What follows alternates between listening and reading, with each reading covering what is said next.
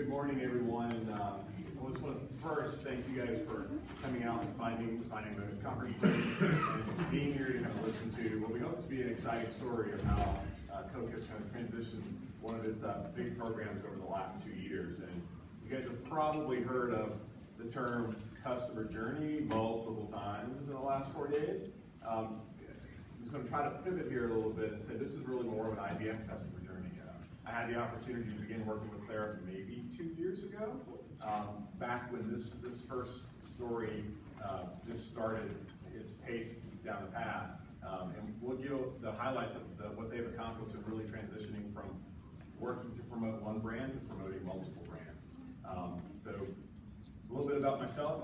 I am an account director. I get the opportunity to work with fantastic brands and clients like Coca-Cola, and really helping to figure out how to leverage the IBM ecosystem, the IBM Watson marketing platform, and that includes working with partners like Coke and also different agencies to help figure out how best to leverage the platform.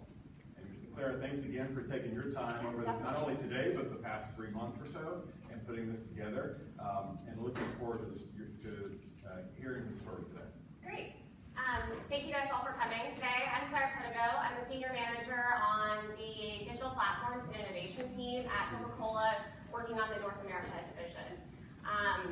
Digital Platforms and Innovation, you guys are probably wondering, what team is that? I know I had that question when I was interviewing as well.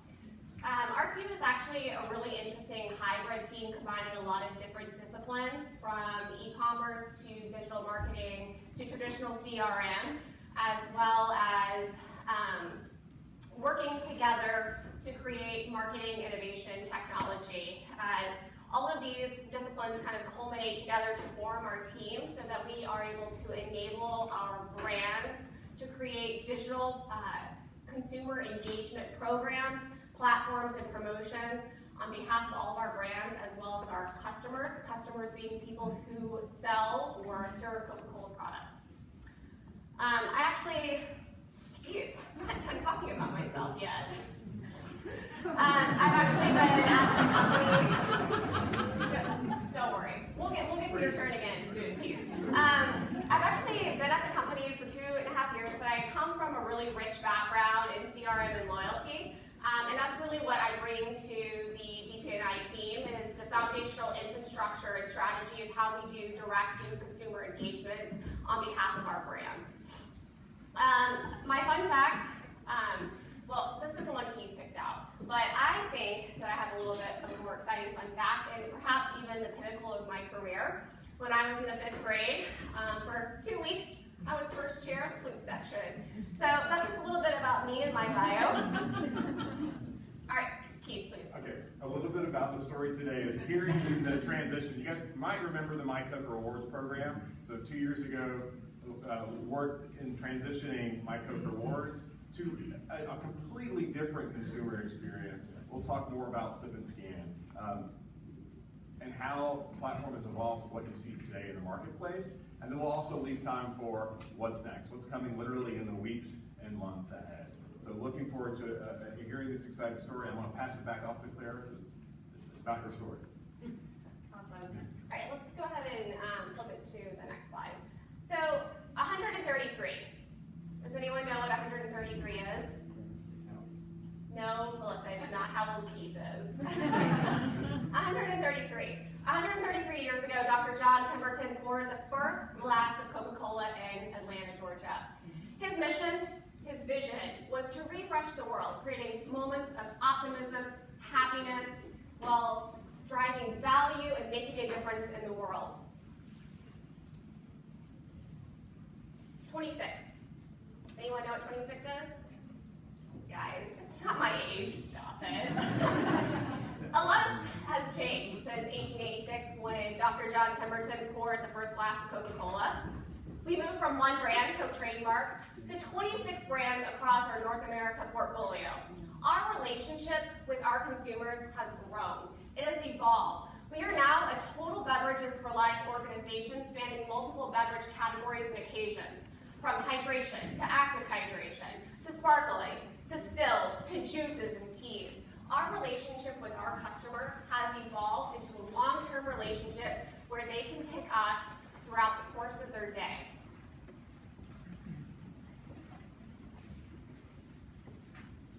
$2,617, one more number. While our company was busy evolving its brands to meet those changing consumer demands and preferences in the marketplace, technology was also changing, evolving, progressing, advancing.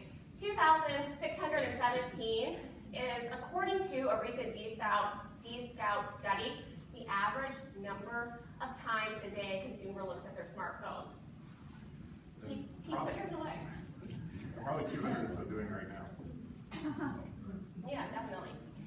So we're looking at a really interesting time where our company's evolving, consumer behavior is evolving, technology is advancing right there with it. We're now living in a digital era.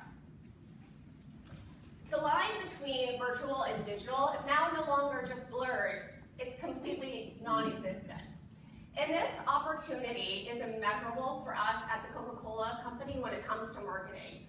We are now living in a digital world where our company's products are ubiquitous in the marketplace. They are within an arm's reach of desire at all times. You can grab a Coke, a Smart Water, a Minute Maid juice at any time. Additionally, at that same time, you're most likely holding your smartphone device. If we as an organization can marry these two objects together and blur that line between the digital world and the physical world, we're creating an immeasurable opportunity to advance the relationship that we have with our consumers at time of consumption. That brings us to our goal. As an organization, our goal is to make you purchasing and consuming one of our products a habitual part of your day. We want you to always pick up our Minute Maid orange juice in the morning. We always want you to drink Diet Coke at lunch. We always want you to grab a vitamin water when you're working out. We want to form a habitual relationship with you. In order to do that, we have to do three things. We have to earn your attention.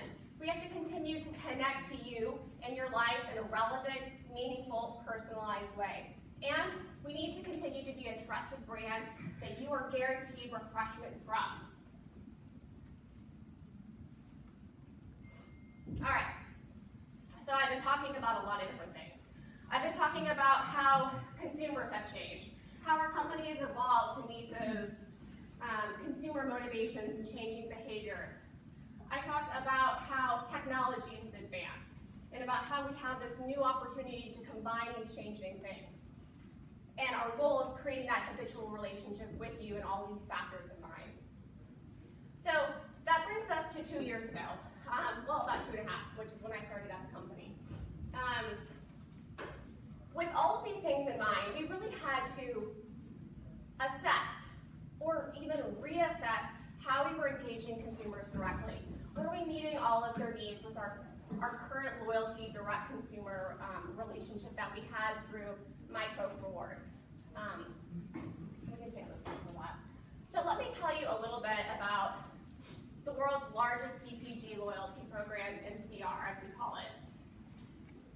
MCR was very traditional. With points for purchases, you purchased a product, as I'm sure you know many of you do in your life and in your everyday.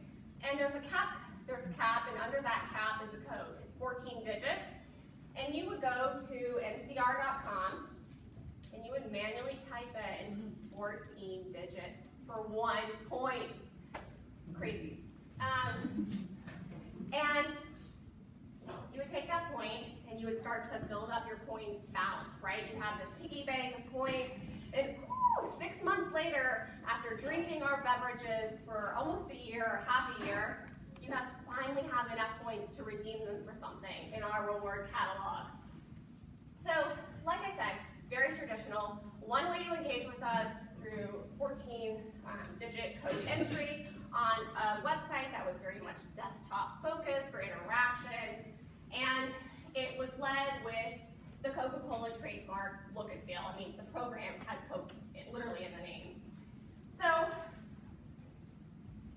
we really had to assess and say, were we meeting our next generation of digital-first drinkers in catering to their needs and how they wanted to engage with us. We knew that consumers wanted to engage with us where they were at, on the go, in digital mobile-first destinations, across our entire portfolio, have a frictionless, seamless reward experience that didn't involve banking points for a year. And so, with that in mind, I didn't intend to sunset the world's largest CPG loyalty program, but I did.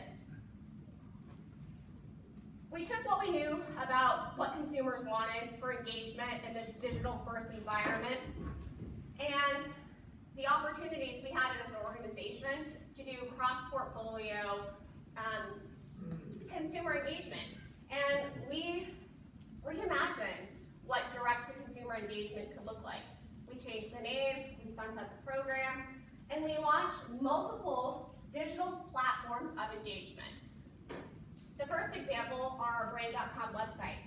We had MCR, that was the one place you could go and engage with us as a company and be rewarded for those purchases.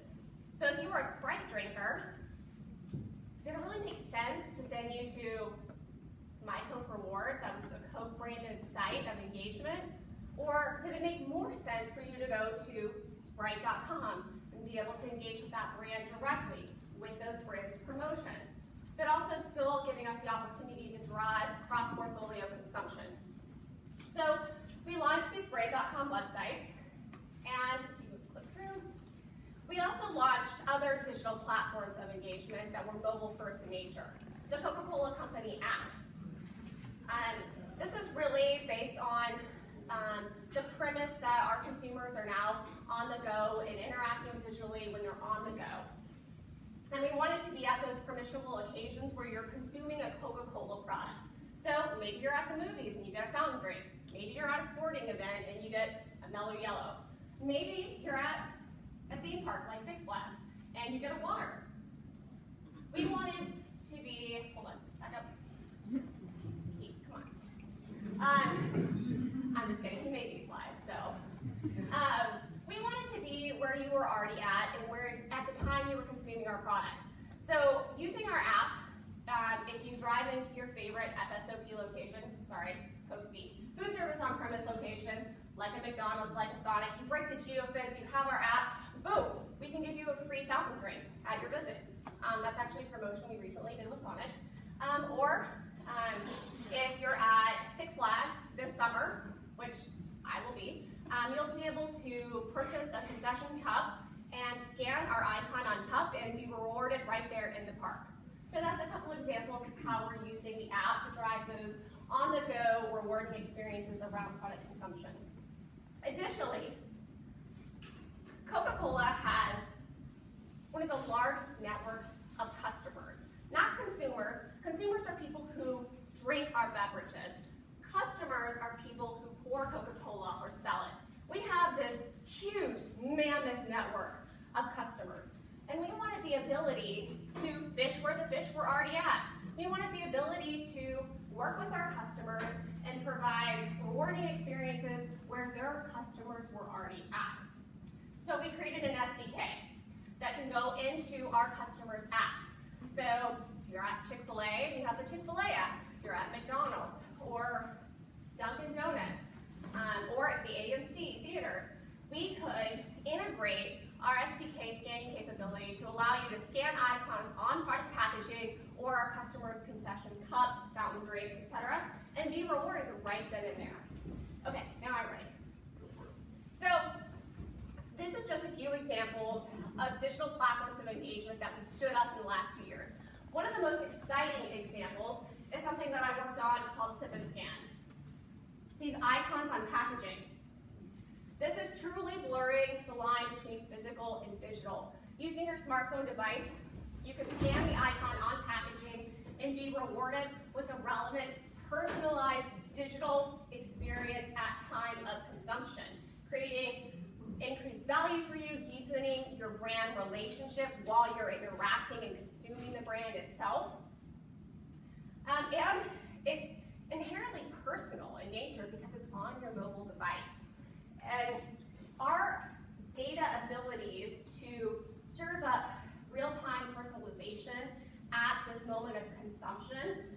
are really exciting. We can tell when you scan the icon what brand you scan. We can tell what package size. I can tell if you're drinking a can or a bottle. I can tell if you're having a Coke vanilla. I can tell if you're having a Fanta strawberry. And additionally, if you're a member with us, if you have an account with us, you come and you engage with us on the app or on Coke.com rewards, we have your profile, I can at time of scan pull in personalized information about you to create a more relevant and refreshingly rewarding experience. For example, this is a Diet Coke promotion that we have live right now. So if you scan a Diet Coke and you're authenticated, so we know who you are, and you live within 15 miles of an AMC, you're going to get this really fun digital interaction that you can do on your mobile phone while you're drinking the soda. You can create a movie Mad Lib script, and then you have the opportunity to be rewarded with an AMC large popcorn coupon. Your next popcorn is on us, but just don't forget to get the beverage on your way. Okay, so that's Sip and Scan, our truly digital channel of engagement. So I've talked a lot about how we built these new digital platforms of engagement and the transition of those from MCR. But one of the other things that we really took a look at when we were evolving how we engage with consumers directly is rewards. So on My Coke Rewards, like I said, you had to kind of amass your point bank, and then you could cash it in through browsing through a reward catalog. You know, very, very traditional loyalty program. You get mechanics. I think one of the biggest untapped opportunities for us as a company and for our brands during MCR was that we had this reward catalog that was disconnected not only from product consumption, but also from the actual rewards themselves. The reward that you got, you didn't earn through a specific experience to get that reward, through a specific engagement action that was taken. You just kind of cash in your points for it. So when we reimagined the program, we thought, wouldn't it be so exciting if that reward that you earned instantly on the go was directly tied to the reward itself, the actual experience. We have this great network of customers, partners, like Disney, and wouldn't it be fantastic if that reward that we're giving to you is connected directly to that partner? So, for example, last year, during the summer, we ran an activation with McDonald's around FIFA World Cup. And we did a custom collaboration with them, with co-branding, a collaborative dual company experience where based on an icon on your McDonald's fountain cup that you scanned, you would go to a landing page, and it was this amazing collaborative digital experience between our two companies, and you could be rewarded with McDonald's rewards. The experience was tied to the reward. We reimagined that. We made that connection between the two that hadn't always been there, which is, you know, really exciting. Additionally, we took a look at what is a rewarding reward for our consumers. What do our consumers want to have as a rewarding experience from us? Well, on MCR, we have the reward catalog. We have a lot of physical items, great physical items. You could cash in your points for a Coke t-shirt. And, you know, somebody from Coke, I love Coke t-shirts. Who wouldn't want that? But when you think about it a few steps further, okay, I had to, you know, bank my points for a year to get my t-shirt, and I had to wait 10 weeks to have it shipped to my house. That's not exciting. That's not instant gratification. That doesn't appeal to our next generation of drinkers. So we redefined what a rewarding per prize reward looked like. We went with things that were more digital in nature that could be fulfilled instantly through relevant outlets, customers like Amazon, that you could use the reward in your everyday life. It wasn't just something that you had to cash in for specific moments. So you made some really exciting changes around the reward structure and also about how you could earn rewards. Like I said, traditionally you can only get a reward through your points from product codes. And while we kept product codes and you can enter codes directly now for rewards, we also created an entire suite of different ways that you can engage with us. Whether it's scanning icons or entering in a social contest, we, like the platforms of engagement, grew the opportunities and the ways in which you can engage and be rewarded with our brands. Whew. All right, here we go. So, this is where Keith comes in. When we reimagined how we were going to engage with our consumers directly, this impacted a lot of things. Beyond just launching brand.com websites and sunsetting its CR, this impacted all of our marketing communications, all of our CRM communications, and specifically our email communications, which we use IBM Silverpop as our ESP to deploy. And so we had to evolve the way that we were communicating to our consumers. We no longer had this traditional loyalty program facade. We had all these brands now that we were wanting to communicate with. And so we had to take a look at all of the constraints.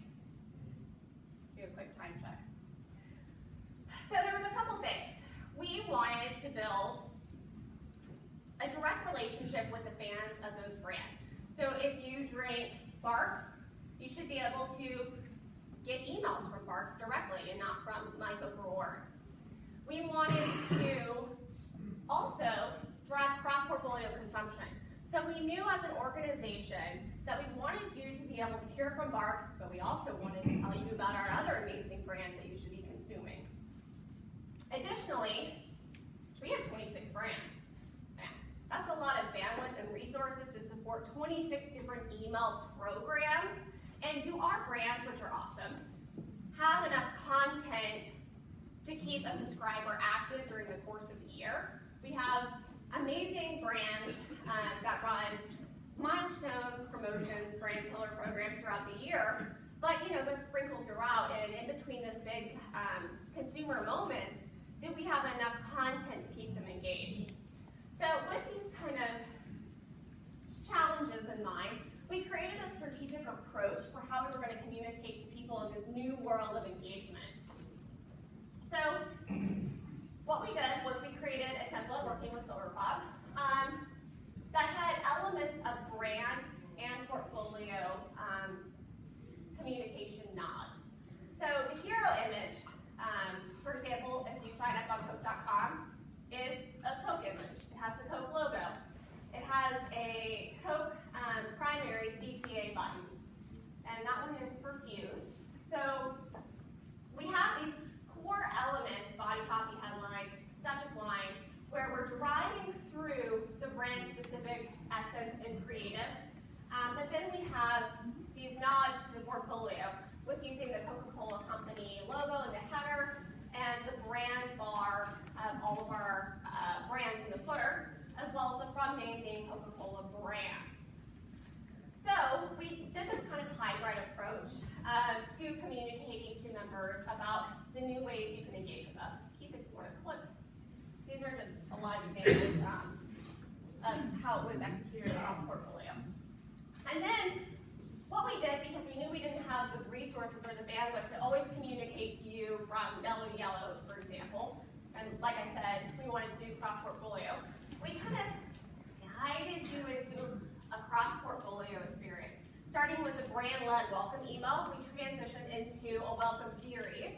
This looks a little bit different if you have the app, by the way. You guys should all be downloading it now. So the app welcome series looks a little bit different, but there's some similarities too. But if you come from the brand.com, the second email you're going to get is the welcome series. Actually introduces a portfolio. It has portfolio creative, right? So you go from Fanta, brand-led welcome email with like nods to the portfolio to this, and has Fanta showcase in it along with our other brands. And then we start to tell you about the different ways you can engage with us. You can engage with us on Give. You can engage with us with skip and scan icons that are enabled across 14 packages in North America. You can download our app. You can engage with us on Freestyle.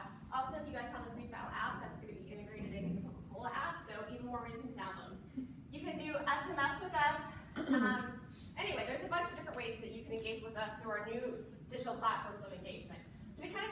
transition you into this portfolio approach. And it's been a really exciting journey. So these are a little bit of examples of how we evolved the way we were communicating to consumers over the own channel for email. Additionally, MCR was really transaction focused almost in our communication style. It was all about how many points you have in your point bank, how many points it takes to get this category of rewards. And we were doing personalization, right? But it felt very much like a trigger email almost, right? Or like an abandoned cart, if you will. It's just very transactional. And, oh, sorry. So I think one question that from an email perspective, several probably in the audience today focus on email. Maybe talk a little bit about the overall cadence. It was 26 different brands. Sure. So, the emails were transactional in nature, and we kind of evolved them to have more brand identity in them, more brand essence. So it sounded like Sprite when you were hearing from Sprite. It sounded like Coke when you were hearing from Coke. It didn't sound just like an automated email about earning your points. Additionally, we had to look at the send frequency. I think this is a common issue. You know, how many times is it appropriate to email someone? And I think what's interesting, coming from an email background, we often kind of predicated on, well, how many times is a consumer consuming your product, right? You know, we find that people in retail, they're making purchases more frequently, so we should email them more frequently. Well, consumer packages for Coke, that would mean that we're emailing you like 5 times a day, which is just not cool. So for the sake of our health of our audience file, we actually re-looked at what we considered to be active subscribers. We dialed that back from 12 months to 6. That way we were getting people who were really actually loyalists in the email channel, who were opening and interacting with us. And we scaled back the number of sends to twice a week. So we've made a lot of significant advances in how we communicate to consumers and when we do so. So with that, I have said a lot, and I'll let you tell you a little bit about how we're executing those communications. So there is a lot in that transition to where you guys are today. So that may have some of you guys asking, on the technical side, how is this done? And so I will give you a very high-level overview of kind of the landscape at Coca-Cola. So first, Coke has done a fantastic job with all their digital platforms, all their data, and working to aggregate that and consolidate that into a customer database. They have visibility into your media, your social media, your online activity, your sip and scans, your product codes, your email activity. That all flows into the customer database, and on top of that resides IBM Campaign. So Campaign gives the team the ability to do that slicing and dicing down to a precision to find who are the people that signed up for Coke in the last day and gets that a Coke branded welcome message, or who are the people that signed up for Sprite and get the Sprite branded welcome message. From there are thousands, I believe, icons that are out in the marketplace today, and they look to IBM Interact. So when you do that sip and scan icon, it calls out to Interact and says, oh, that is a Diet Coke, it's actually a can, and this is the promotion that is associated with that particular scan. Yeah, I think on that note, the way we're utilizing Interact for real-time personalization is, I think, a new use case for Sip and Scan, because it's that digital moment. And with Sip and Scan, that capability has enabled us to serve up content, not only just one time to that consumer at moment of consumption, but we can serve you up multiple pieces of content. And so we're using Interact to weight the priority of what you get served up when. So you scan once, you get content 1. You scan twice, you get content 2, 3, 4, 5, etc. within a 24-hour period where it resets. So it's an exciting new way that we're using IBM's Interact capability. And along with Interact, we have Watson Campaign automation for the distribution of the emails that are sent. So the same way that IBM Campaign selects, works with the consumer database, we can select the audiences and then push those audiences for specific sends, whether them be automated or more ad hoc, and then this is a campaign for the week, and send it over to WCA for that transmission.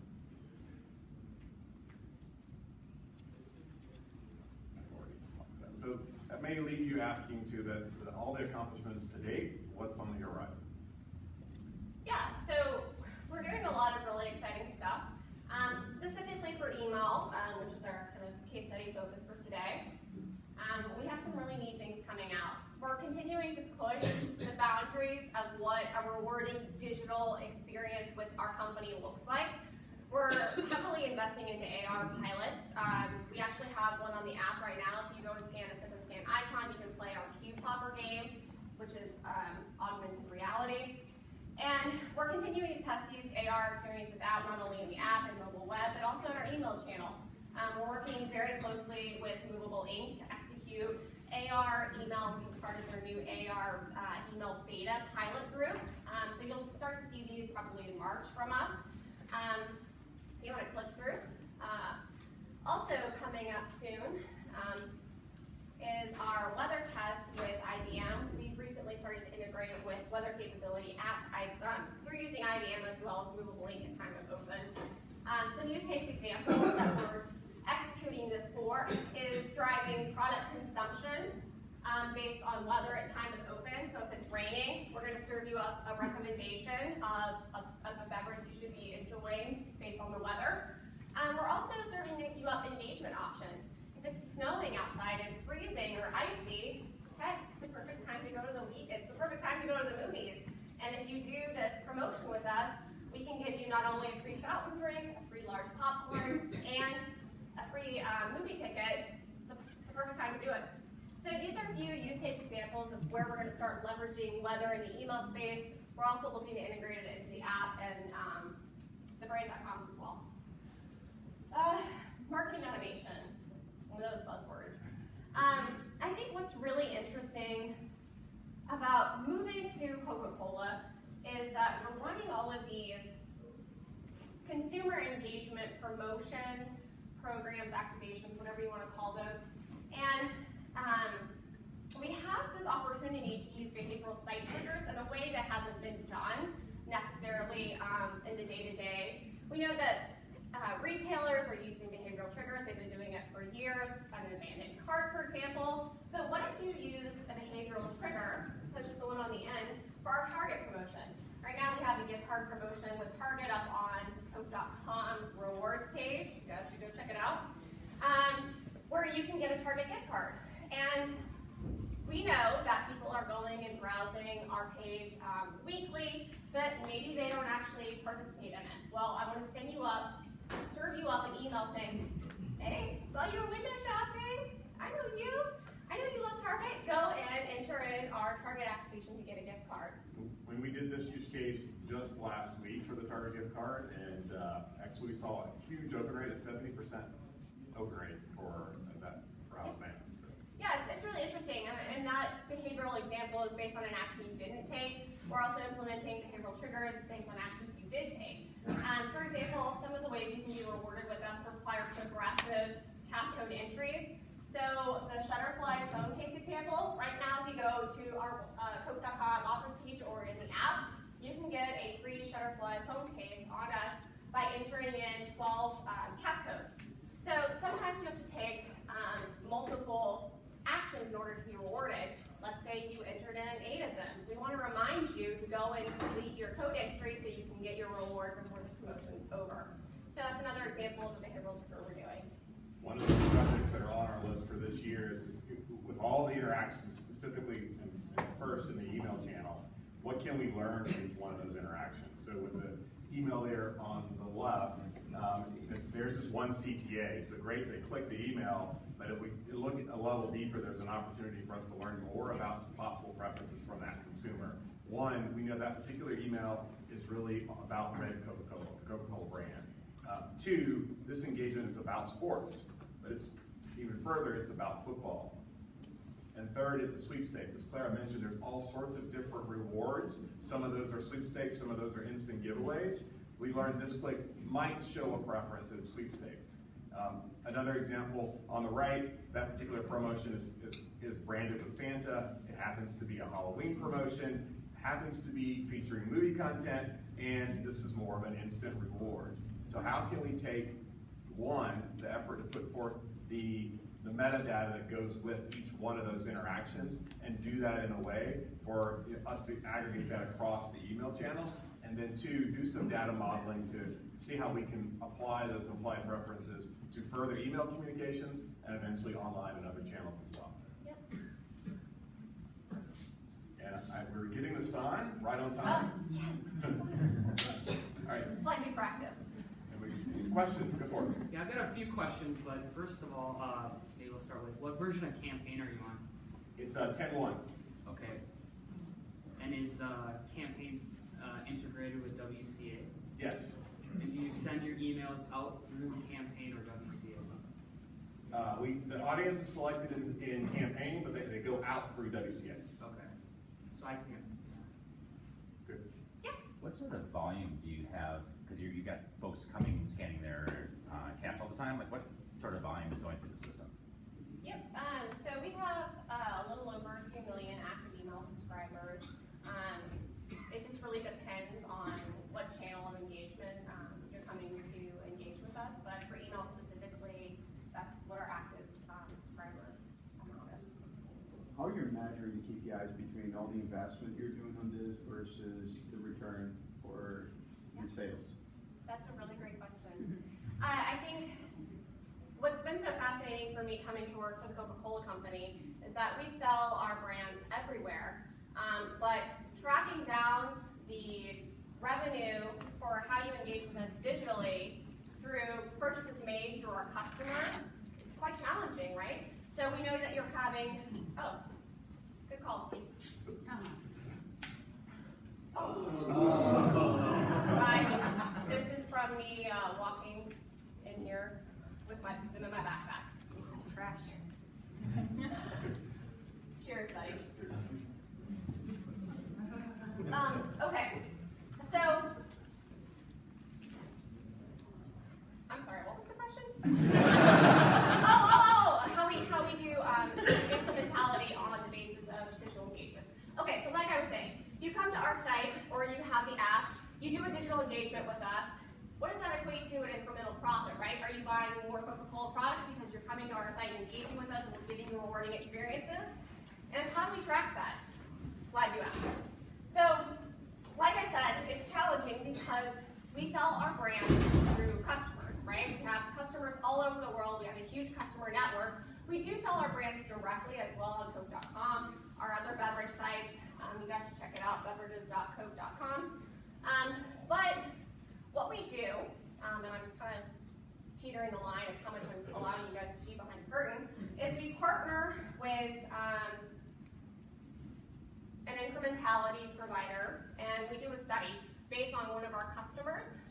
So if you're a Coke customer and you're selling Coca-Cola products and you have a loyalty program, let's just say you're a grocery store chain, right? We can take that data and look to see how many people are part of their loyalty program, and do they look like people in our loyalty program? Are those people a part of our loyalty program compared to a control group that's not? So we can identify through our customers and their membership profiles who's a part of our digital platforms of engagement and who isn't. And then we can look at your consumption behavior during the course of a year. We traditionally do studies twice a year. And we can say, okay, this person has engaged with us digitally. We break you out into groups based on levels of engagement, what channels you're in, and we compare you to the control group who's not a part of any digital interactions with us, but you look just like us, and we can see the difference between product consumption and purchase. And then we equate that out to EQ cases for the amount of incremental revenue we're driving. One other question I have is, you're collecting a lot of data, right, on the scans, and do you have a forecast of like how much data you're going to have at a given point in time, and where are you storing all this? Because you may end up in a situation where you have a volume that is hundreds of petabytes of data, right? Yep, so I'm not the marketing technology senior manager on the team. We have somebody that's dealing specifically with our data stack, and our marketing IT tell you that in the past summer, we recently migrated from a server-based database and warehouse to a cloud-based AWS system that has enabled us to find a lot of productivity using those new cloud-based storage capabilities. Yeah, next question. Did you have any challenges convincing leadership to move away from the old program where you had to enter all the codes and invest into this new program? Yeah, I think it's always challenging to make dramatic shifts. But in the case of the organization, we knew as a company that we had all these amazing brands that we were moving to a total beverages for life organization and being there to meet all of your brand occasion consumption needs beyond just the Coke trademark brand. So there was definitely a push from leadership to see evolution of the program. But I think what really helped us steward this change is that we knew that we had incredible learnings from our 10-year loyalty program, and we knew that there was a magic to it. There was a reason why so many people were still doing the program. And so what we did was we kept that magic. We kept the foundation of what we were doing with cat codes. I mean, you still use your cat codes today. We just reimagined the mechanic that came with it. Next question? I think we've got time for one more. All right, last one. Do you also have plans to leverage mobile push in addition to email for your mobile apps? Great question. So we do push as well. We do push. We use it about the same cadence as we do email. So if you have the app, you'll get about 2 push notifications a week, and we do prioritization of what those look like each week. With that, I do want to, once again, thank you, Clara, for taking the time to do the presentation today and tell the story. And thanks, everyone. And I hope you guys have a great rest of the day.